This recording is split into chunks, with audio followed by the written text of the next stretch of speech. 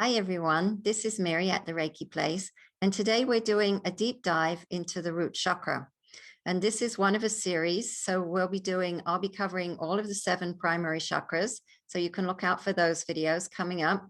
And this topic was suggested to me by one of my subscribers. So if you do have any topics that you're interested in me covering that relate to this kind of thing, then please do leave me a comment below.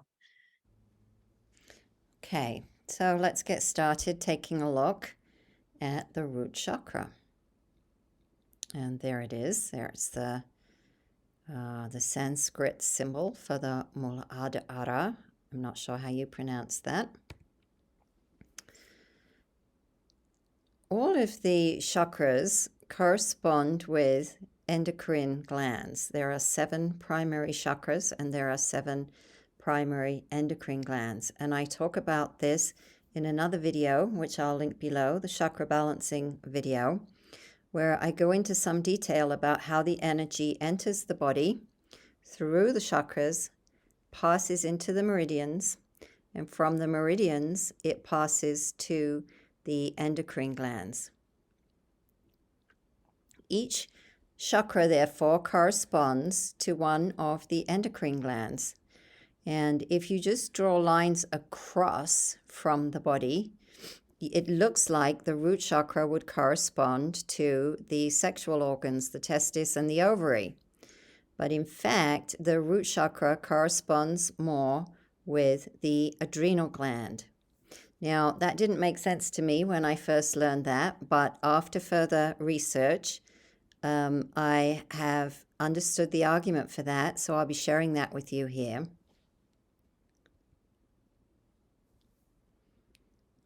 The adrenal glands are associated with stress. Adrenaline is fight or flight. This hormone in particular and this area, the root chakra, are both associated with basic survival. Some say that the kidneys and the adrenals are the gateway to life, and I'm going to give you a quote about that. I want to address this stress versus eustress. Most of us think of stress as a negative, what would it be? A negative impression or a negative feeling. But there's everything is on a scale. Everything is on a spectrum from dark to light, from high to low. And on the other end of stress is eustress. Eustress is a force. It's the creative force that brings things into being. Stress, you see, is the force that blocks things. Stress blocks you. It lowers your immune system. It lowers your zest for life. It lowers your enthusiasm. It just drains you. Whereas eustress forces you into this more creative mode. So eustress is also associated with the adrenal glands. Here's a quote from a wonderful book by a woman called Rosina Sonnenschmidt. The book is called Endocrine Glands, Spiritual Power Sources, and is actually a book about homeopathy. But I'm going to read this quote from her because it was by reading this words of hers that convinced me that the root chakra really is associated with the adrenals and not with the sexual organs or the gonads. The root contains the force, which is the entire blueprint for the creation of being, meaning the root chakra she's talking about here. A creative act arises from it as a result. This requires an impulse, an inspiration that suddenly illuminates the consciousness like a flash of light. This act is followed by the will for realization, which is not possible without eustress. Eustress comes from the adrenals. The healthy tension and concentrated collection and discharge of energies. The adrenal glands contain all of the messenger substances required to procure the energy for this purpose. So the act of life, the act of bringing something into life, is the domain of the root chakra and the adrenal glands. We'll keep exploring this concept. You can see here that the adrenal glands are actually shaped differently. This is the same for men or women. The right adrenal gland is shaped like a tetrahedron. So that represents the creative force, the yang energy. The yang is the male principle, the creative principle. The left side is shaped like a half moon, and that represents the primordial mother energy, or the yin energy, the female energy. Now, the yin energy always runs down the left side of the body, and the male energy always runs down the right side of the body. Actually, if you were to do anatomy on the kidneys, you look at an anatomy book, you will see that they are not in the same position. They are not symmetrical to each other in height as well as in shape. So on the left side of your body, you have your heart, and on the right side of your body, you have your liver. So the right side kidney is lower than the left side kidney. The left side kidney is higher. Whenever we are manifesting or creating something, and the most obvious example here is creating a baby, it takes both energies. It takes the masculine and the feminine, and it takes a period of gestation, which in the baby's case, 9 months pregnancy. So there has to be a male force of energy, the creative spark, and there has to be a feminine receptive energy that will allow a gestation period for that project, or in this case, a baby, to grow, to come into being. This is true of every kind of project. If you think about anything that you create, think about just decorating your home. It starts with an idea. You sit around at home and you look around and you think, oh, I'm going to change that, or I'm going to do this, or I'm going to put a picture there. That's the creative spark, the thought. Then you have to do something to make that come into action. Such as, find the picture or choose your paint color or whatever it is you're going to do and purchase your paint. Let's say you're painting a wall. So you have to go out and take action, you see, in order for manifestation to happen. Then there has to be a period of waiting. In the case of painting a wall, you got to wait for the paint. You got to put the paint on and wait for the paint to dry. If you're hanging a picture, you have to purchase the picture, then you have to get the picture home, and then there's a waiting period, where you decide where you're going to put it. Maybe you do a little measuring, and then you hang the picture on the wall. So it always, between the idea and taking the action, there is always a gestation period before that particular project becomes manifest. So you see, all gifts of the universe, which is manifestations, all things that the universe brings to us, that the universe makes manifest to us, require both a divine masculine and a divine feminine energy. Everything that is made manifest requires these two energies. It's one of the Hermetic principles, one of the 7 principles of Hermes Trismegistus, the principle of gender. It begins with the creative spark, the idea, and then comes to being through gestation, the unfoldment or development of the idea into material being. So the yin energy, this is the primordial mother energy, and this is the energy in the root chakra.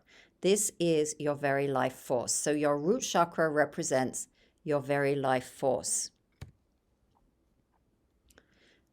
Another way of looking at this life force, this root chakra, is that it grounds you into the earth. So we are part of nature. We are the biosphere, if you like, of Mother Earth. Mother Earth is responsible for anchoring us to the ground so that we don't fall off the earth as it spins in the middle of space. So the root chakra channels the earth's energy up into you as you ground down into the earth. You have another chakra, the Earth Star chakra, which is below your feet, that actually travels in the earth because it's below your feet. And this is why it feels so good to walk in nature, because when you're on concrete and wearing rubber-soled shoes, which insulate you, you can't feel the earth. You dull that connection to the ground. This is why it feels so good to walk barefoot in the grass, because your earth star chakra can relax and release into the ground. So your root chakra helps to channel your energy, your life force down into the earth, literally grounding you. And the crown chakra then is pulling in the energy, the universal life force from the global consciousness, from all that is from the universe, and grounds down through the chakra system into the root chakra. So it's both anchoring you to the earth and it's grounding your higher spiritual energies into you. This is why starseeds, if you know yourself to be a starseed or a wanderer, and I'll define that in just a minute, this is why starseeds have a lot of trouble adjusting to the earth. So you know you're a starseed if you spend a lot of time in an ungrounded fashion. Maybe you can astral travel. Maybe you prefer to be in meditation than actually doing something physical with your physical body. Starseeds have a lot of trouble committing to their physical incarnation. You will know you're a starseed if you are somebody who hates money and sees no point to the monetary system and yet gets trapped, because while that's a noble ideal, we still are in a system that requires you to have at least some amount of money to survive. It's very, very difficult to survive here without any. So you can look up those terms further. Starseed and wanderer, or crystal child and indigo child are other terms that capture the same kinds of ideas. So if you are a starseed, one thing to learn about yourself, I guess, part of your purpose is that you did choose to incarnate. You did choose to be here. And as such, you chose to have a physical body. And as such, you chose to enter a world that does use money and does have some dense, heavy energies. But it's likely that you come from another planet where the energies were, you see, much lighter. So perhaps you came from a more advanced planetary system that had already done away with money, and then you come here into this incarnation, into this physical world, and find out that, all your Akashic memories are of a much lighter energy, a much easier lifestyle. And your gift to humanity, your gift to us, is your ability to come here and anchor the light for us. So keep that in mind if you are one of those people who's been having trouble staying here, having trouble being in this experience. You just have to go through a period of adjustment, and grounding will be very important for you. It will also be very important for you to engage physically with your lifestyle. So by doing physical things like gardening, walking, bicycling, keeping your house clean, doing the housework, doing things that require you to use your hands and to use your body more than jobs where you just sit and think or type at a computer all day, where you're really just coming from the mind all the time.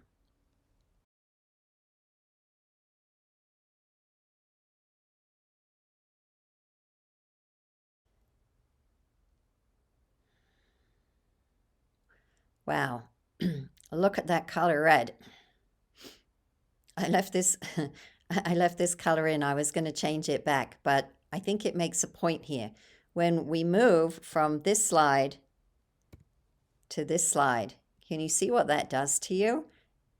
It kind of riles you up, doesn't it? To go from this is purple, purple is the combination of blue and red. So by bringing in the blue and perhaps some white into this color spectrum, do you see how it's a much calmer color? And this one, just the red, really drives home, I think, the energy of the root chakra. It's a very passionate energy. It's very driven energy, because you need that energy, that stimulus to be here, to stay here, to create the foundation of you, the foundation of your personality, of your physical presence here on earth. So let's read these qualities. Red is the color of passion, excitement, enthusiasm, drive, and ambition. Therefore, when your root chakra is blocked, you don't feel any of those things. Instead, you feel dull, lethargic. Maybe you're scared, or maybe you feel stuck, or you might be feeling insecure. You might also be feeling afraid or nervous. Nervousness shows up in the sacral and the solar plexus as well, but can also show up in the root. So basically anything that interrupts your foundational anchor to this life and to this world. So that would be money issues, health issues, death of a loved one, basic needs not being met, not being able to put a roof over your head, or being afraid that you won't be able to put a roof over your head, being afraid that you won't be able to make the grocery bill this month, being afraid that you won't be able to pay for your utilities, being afraid that you can't fix your car, things of that nature.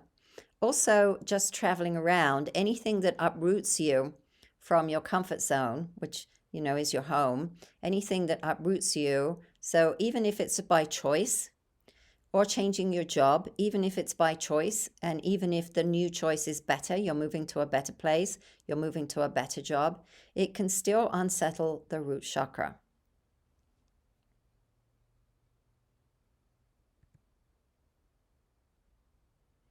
I did have this slide red, but I switched it back to purple. I think that's just too much red for everybody. So here are just, you can read these off. Here are just some other properties. Now, for crystals, essential oils, musical notes, and animals. I wouldn't take these too seriously, and this is certainly not a comprehensive list. This is just to get the idea of things. So let's take a look at the crystals. Most of those are red. Hematite is black, and hematite is the magnetic stone. If it's heat treated. If it's not heat treated, hematite's not magnetic. But hematite's a really good grounding stone, and that's why I put that in there. Another good stone that I don't have listed for the root chakra is petrified wood. Petrified wood is wood, so it comes from Mother Earth. It's of the earth. It also has that energy of the tree, the rooting, the grounding, where the root energy grounds into the earth, just as the roots of a tree ground into the earth. It also has, when it's petrified, it's millions of years old, and so it crystallizes. So there is a quartz energy in petrified wood as well. So it's a very great stone for grounding as well. And then there's just a few essential oils. Essential oils, you can almost think of any essential oil as being grounding because they're all of the earth. They're all from plants. But these ones that I have listed are a bit heavier. They have a bit heavier scent.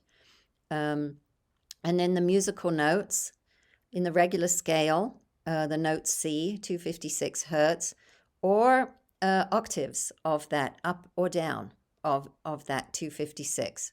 And then in the solfeggio scale, which is a different scale, reportedly more ancient scale, which starts with the ut. It's ut, re, mi, fa, sol, la. I think that's the solfeggio. So 396 hertz would be the ut, and that would resonate to the root. And then the Schumann resonance, that's the frequency of our earth. The Schumann resonance has been going up and down, probably not down, has been going up a lot lately. It spikes every now and then, but the baseline resonance is about 7.8 hertz. And that is the, we can almost think of that as the heartbeat of the earth. That's Earth's resonance. So that's the frequency of Earth. And your human body is tuned into this resonance all of the time, whether you know it or not. When they send people up to the space station, they have to pipe in the Schumann resonance. You can't hear it. It's too low. It's beyond the range of the physical ears. But your innate body senses it. Your smart body feels it. And without it, you start to feel ungrounded, completely ungrounded. And then the animal that came up here for the root chakra is an elephant. So an elephant, again, is a very mother-oriented animal. They're very family-oriented, and they all take care of the babies in the pack and in the herd, and they are very persevering and very dedicated to the family.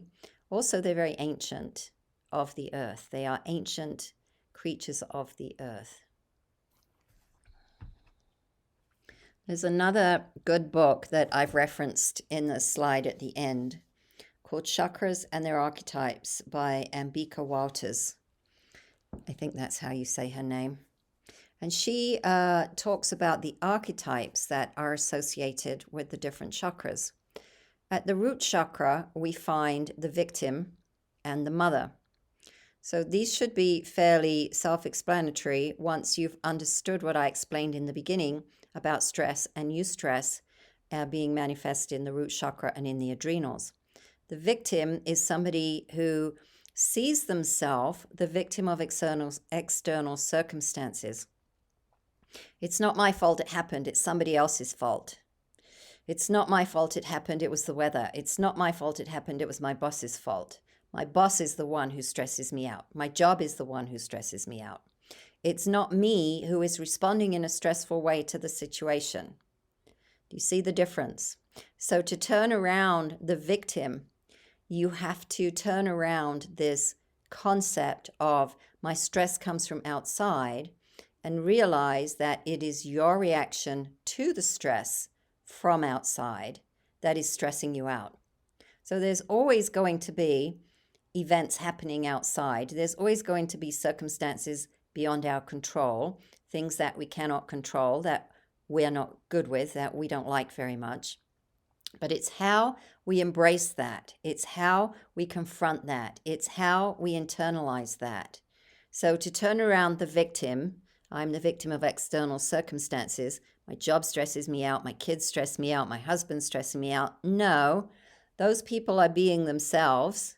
And your job is whatever you chose for it to be because you chose your job. But it's you, your response to it. So the opposite of the victim is the mother. I know how to protect my boundaries and take care of myself. I take responsibility for my actions and my thoughts. I do not allow myself to be stressed out by my job, my parents, etc., etc. First of all, knowing where your boundaries are, where do you want those to be? A simple example would be if you accepted a job in which you agreed to work 8 hours for a certain amount of money, and then you're at that job and you're feeling obligated to do 9 hours or 10 hours, which are not paid for those extra hours, then that's one place where you might want to consider a boundary. Is it important to you to get those 2 hours for yourself if they're unpaid? In which case you should leave your job after 8 hours. And then you see you can't say your job is stressing you out. Because when you decide that you're going to work those extra 2 hours without pay, and then you've lost 2 hours from your outside of your work life, then that's on you, you see. That's your choice. You've just chosen to do that. And you might say, well, no, because, my boss, blah, blah, and somebody left and we're shorthanded and this and that, right? But that's still up to you, do you see? You still have that choice because you choose to remain in that job. Nobody's stopping you from looking for another job. So that's the idea of it here. Stress is a choice. And when you begin to understand it, then you can begin to manage your stress. So let's talk about a few affirmations you can do. Good affirmations begin with the words I am. And a good way to do affirmations is by putting your hands on your heart. So hands to heart center, hands touching each other and thumbs against the heart. Heart Math Institute, the Heart Math Institute, I think it's heartmathinstitute.org, teaches a lot about this. This is how you create coherence by aligning the wishes of the heart with the thoughts in the mind.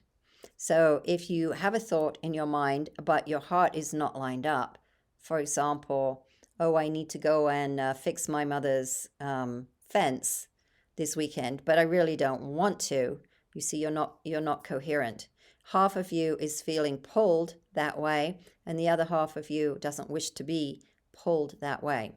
So in order to make affirmations and in order to manifest whatever you are affirming, your heart and your mind has to be coherent. You have to be of one mind, one body. So good affirmations: I am safe. I have everything I want and everything I need. Calming, these are specific affirmations to calm the root chakra when the root chakra is out of balance. I am responsible for my own well-being. I'm not a victim. I am responsible for my own well-being. When I'm not responsible, then I'm a victim. I am healthy.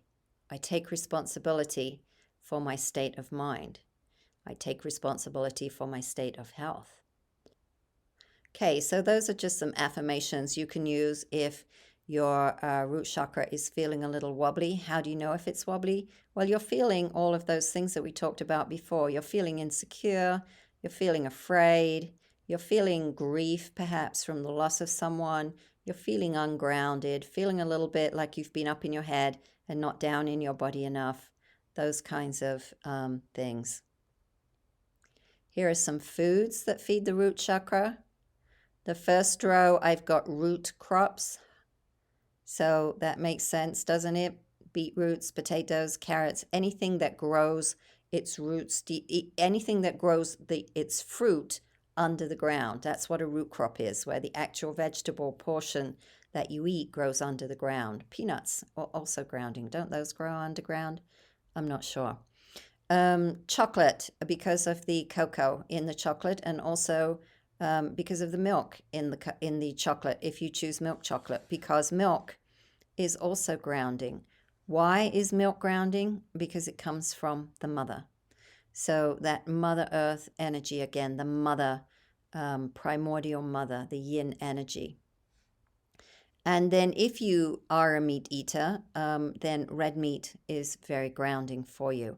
And again, eating animals in general, and in fact, just eating in general. And I'm not a proponent one way or the other. I'm not taking sides on vegan, vegetarian, animal eating. I'm just saying that if you do happen to eat meat, it's very grounding. But eating anything in general is going to be grounding for you because that's a physical act. So anything that is a physical act, anything that's connecting you mind to your body is going to be grounding. And so we'll take a look at the next slide. Here's just some ideas for some activities for grounding. I talked about a couple of these earlier. Gardening, bicycling, walking barefoot in the grass, cleaning your house, knitting. I like this picture here in the top right corner. It looks like a grandfather playing with his grandson, and they're both noticed sitting on the floor. I'm not advocating necessarily that chess is a grounding activity because chess brings you back up into your mind. Again, you have to think. It's an intellectual pursuit. But what I liked about the picture was the grandfather connecting with the child and sitting on the ground, because children in themselves tend to be very grounded. Children often have red auras. Even healthy children often have red auras. We're going to look at red auras in just a minute, and you'll see that red auras are actually not always very healthy auras, but in children they sometimes are, because children are just very, very physical beings, at least if they're allowed to be. When your root chakra has been out of whack for some time, or when you have been in stress mode for some time, then we come to a condition which is talked about a lot these days, adrenal fatigue syndrome. Remember that the adrenal glands sit on top of the kidneys, and they produce many, many hormones, not just adrenaline, but adrenaline is the one that most people know of. And when you are in adrenal fatigue syndrome, when you're in adrenal burnout, you feel tired all the time and lethargic. You might also be having the brain fog. You most likely can't sleep through the night, have difficulty staying asleep, difficulty waking up feeling very tired. You might be in need of a lot of stimulants, like drinking a lot of coffee or energy drinks, salt and sugar cravings. Stimulants, by the way, are very, very bad for you, worse than most people realize. If you're the kind of person that, stumbles to the coffee pot in the morning with your eyes half closed, reaching for the coffee, you might be overdoing the caffeine. What happens is when you ingest a stimulant, whether it's sugar or whether it's caffeine or alcohol, they all kind of work in the body in the same way. Your body, you see, responds. It's like, oh, incoming, incoming. We have to take care of this. Stimulants coming in, chemicals are coming in, and your body reacts. So your body fires itself up the same way it fires itself up when it fights off illness and you get a fever. And that's why you get excited. You get excited by the stimulant. You get stimulated by the stimulant. That's what's called a stimulant. And your body now has to respond to it. So your body goes through a period of trying to eliminate and reduce the effect of this stimulant. That's why you feel energized. It's just because your body is in response mode to an attack.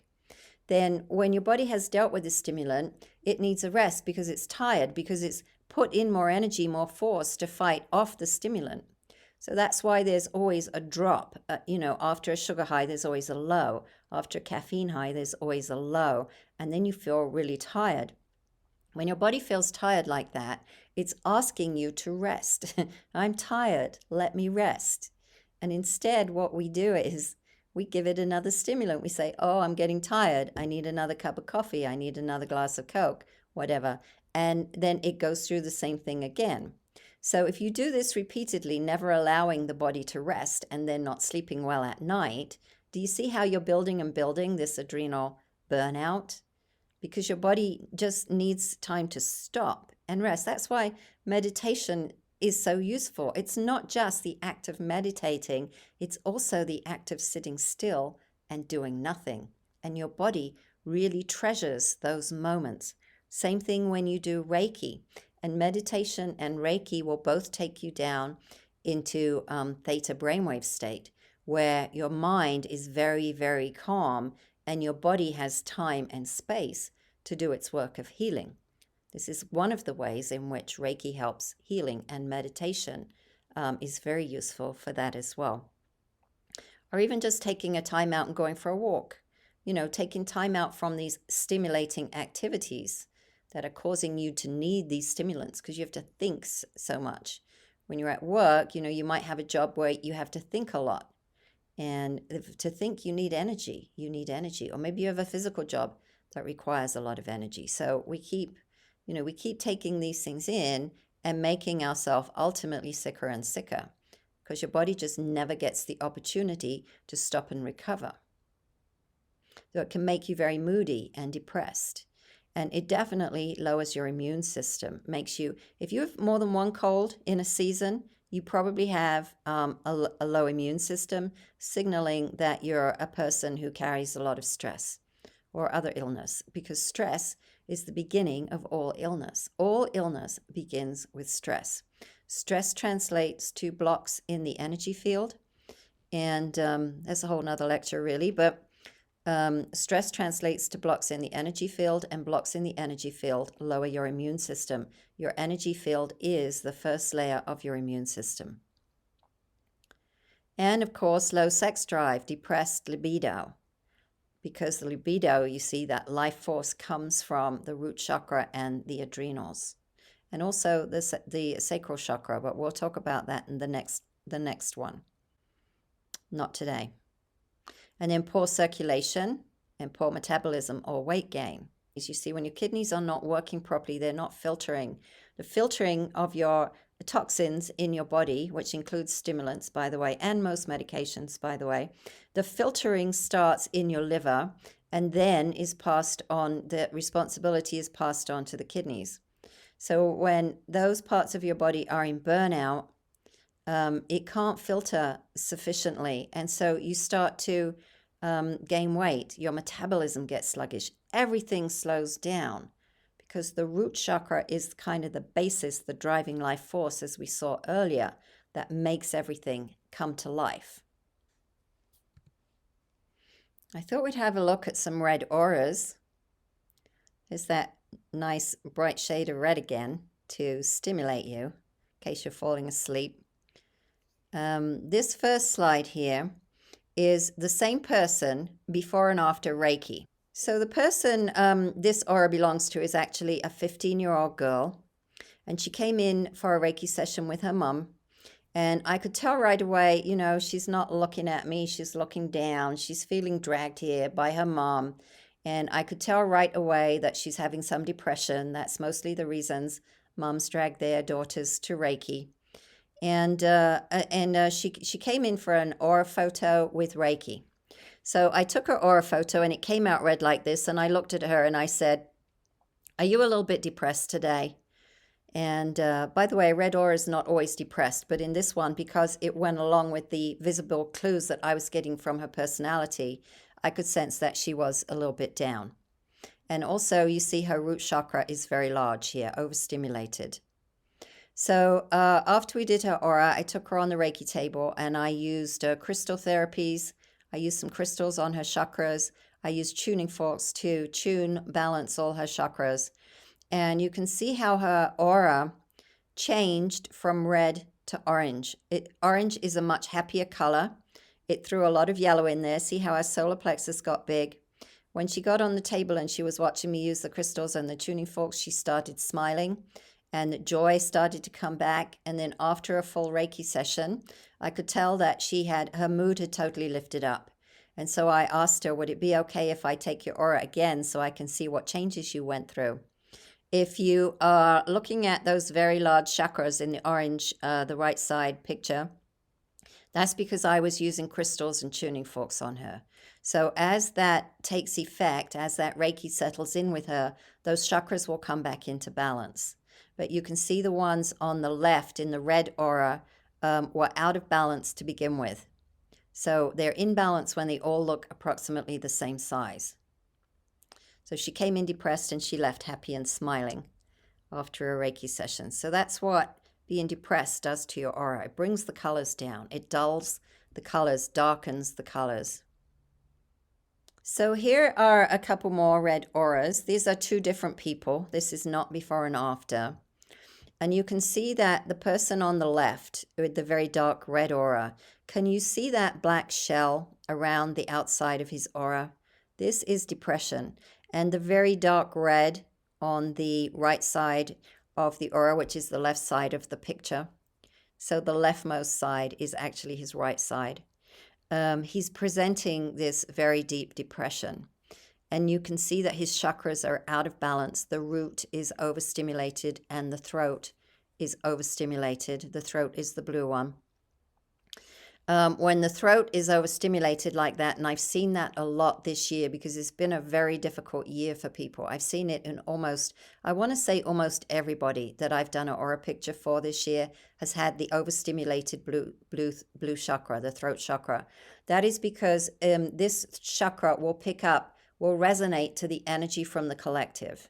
So there's been a lot of fear, a lot of anger, a lot of confusion in the collective, and a lot of people have been feeling that.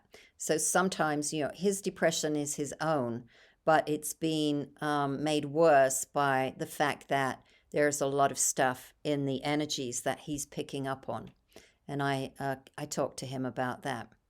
Now, the one on the other side, on the right side, this person has ADHD. Do you see how bright that red is? And it's got on the right side, on her right side, which is the left side of the aura, the left side of the picture as you're looking at it, that darker splash of red. This person is very physically active. She's driven, she's passionate. She's the kind of person that gets things done. Oh, let's give it to, I can't remember what her name was, but let's give it to Mandy, whatever her name was. She'll get it done. She'll get it done. And she's very conscientious at work and has that driven energy where she just gets on with stuff. These are some of the qualities of red. There are positive qualities in red. Red is not always a depressed aura, but it does reflect someone who's very basic very concerned with the physical survival, with the skills of survival, very concerned with the physical body and the physical presence, and not perhaps expressing some of the higher spiritual energies of the upper chakras.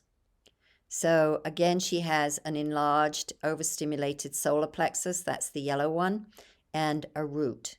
So she's trying to control everything, and she's running around being busy, trying to control everything, and at the same time, she has ADHD. Not everybody with a red aura has ADHD, but everyone who has ADHD has a red aura, at least in my experience. So here's a couple more. Now you can see I threw in a couple where some of the higher colors are coming in. This one on the left has yellows and oranges. This person is much more cheerful. They're creative. They have strong creative energy. They're very independent. Orange is a very independent color, free thinker. But you can see as well that her sacral chakra, the orange one, is a little overstimulated, and so is her third eye. Her third eye is just responding to stress. So the stress in the sacral chakra is spilling into the third eye, which means that she's very creative, but for the time being, she's lost her creativity. She feels shut down. That's what I can deduce from looking at these, the balance in these chakras. But she's still got some red. So orange is a combination of red and yellow. So even though this is not a dark red or a bright red aura, it's still got some red in it. So she's still very much in the physical. And then you can see the next one on the right side. This is a happy person. They've got the orange. They're very creative, independent, and they've got the red there. That's the ADD, the ADHD showing up there in that part of the energy. So this person is actually very cheerful. They're not depressed. And you can see that's reflecting in the aura. But they still, because of all this red in there, I just happened to ask that question. Do you happen to be a little bit ADHD? Oh, yes. How could you tell? Well, because of the colors in your aura, I could tell that. So I hope that gives you a little insight. I'm going to give you a couple of meditations. We're going to do this just for a minute.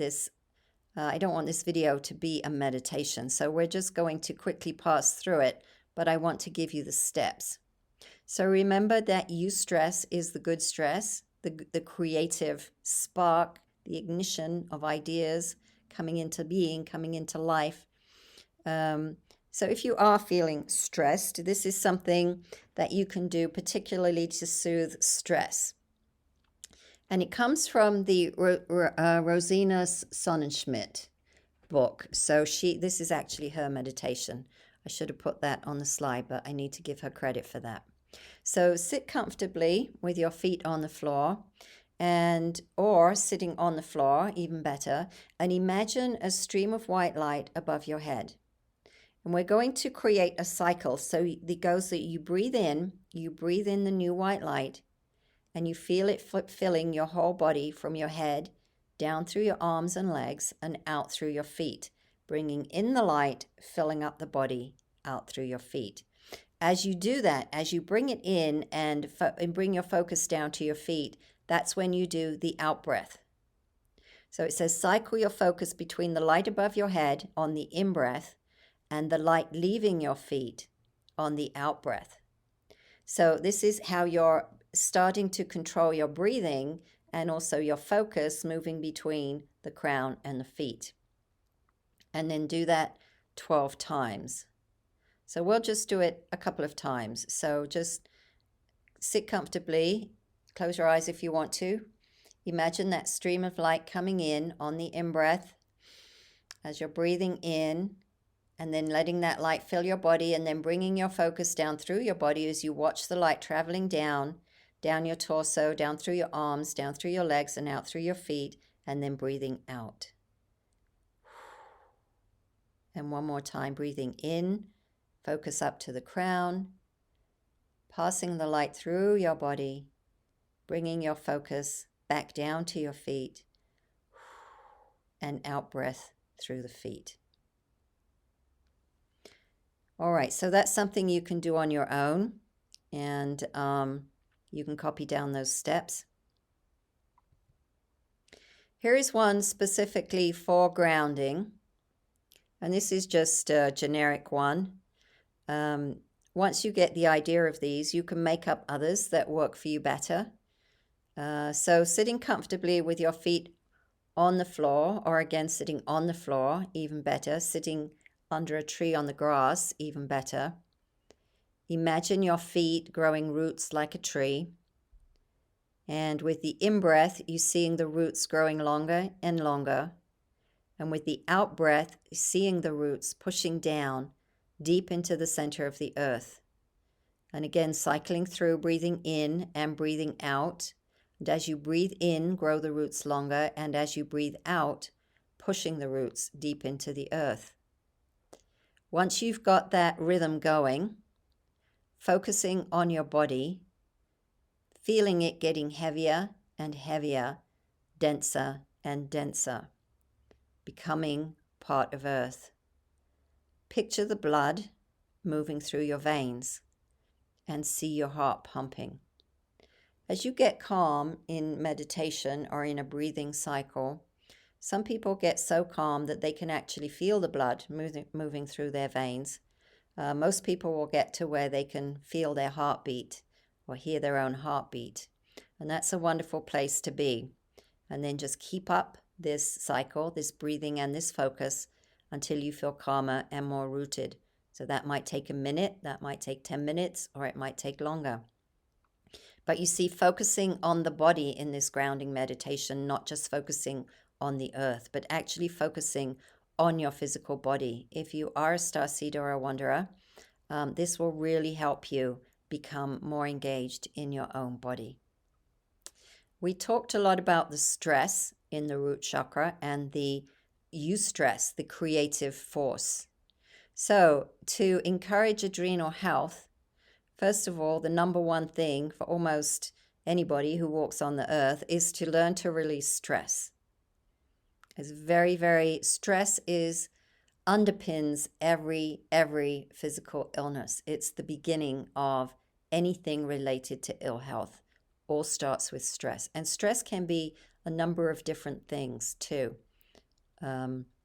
Stress comes from anything that creates discomfort in your emotional state. Can be called stress. It's not just job and kids and so on.